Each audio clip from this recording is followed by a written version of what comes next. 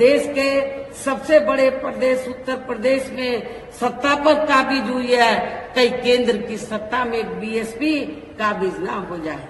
BSP अभी तो UP में काबिज हुई है, कहीं वो केंद्र की सत्ता में ना काबिज हो जाए।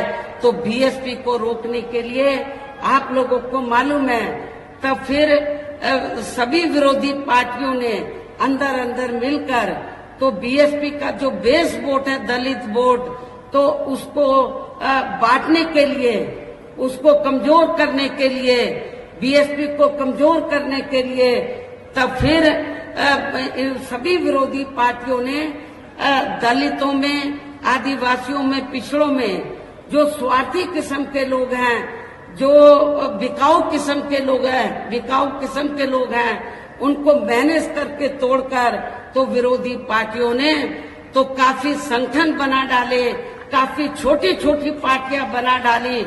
और किस लिए कि जब चुनाव हो पार्लियामेंट असेंबली का, तो बीएसपी को चुनाव हराने के लिए, इनका वोट बांटने के लिए तो जो छोटे छोटे संगठन पार्टियां बनाई हैं, तो उनके माध्यम से वो बीएसपी के कैंडिडेट को हराने के लिए तो वो अपने उम्मीदवार खड़े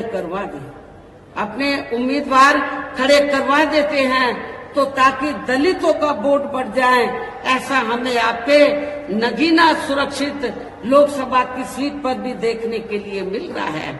इसलिए मेरा आप लोगों से ये कहना है, ये जो छोटे छोटे संगठन बने हैं, छोटी छोटी पार्टियां बनी हैं, इनका कोई मकसद चुनाव जीतना नहीं है। इनका मकसद बीएसपी का जो बेस वोट है दलित वोट, उसको बांटकर तो बीएसपी के कैंडिडेट को हराना है और दूसरी पार्टियों को जिताना, ये इनका केवल मकसद है। इसलिए मेरा खास तौर से दलित वर्ग के लोगों से ये कहना है कि आप लोगों को अपना वोट ऐसे संगठन, ऐसी पार्टियों को एक भी नहीं देना है। यदि एक भी वोट दे दिया तो फिर इसका फायदा दूसरी जातिवादी पार्टियों को मिल जाएगा। इसलिए आप लोगों को एक एक वोट आप लोगों को बहुजन समाज पार्टी के उम्मीदवार को देना है। इसी प्रकार आप लोगों को जो बिजनौर लोकसभा की सीट है, यहाँ से भी हमने जाट समाज से तो अपने उम्मीदवार को चुनाव के मैदान में उतारा है।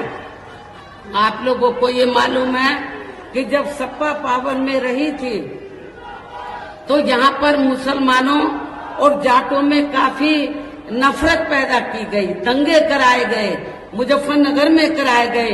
लेकिन मेरी सरकार में जाटों और मुसलमानों में कोई उनमें नफरत पैदा नहीं की गई।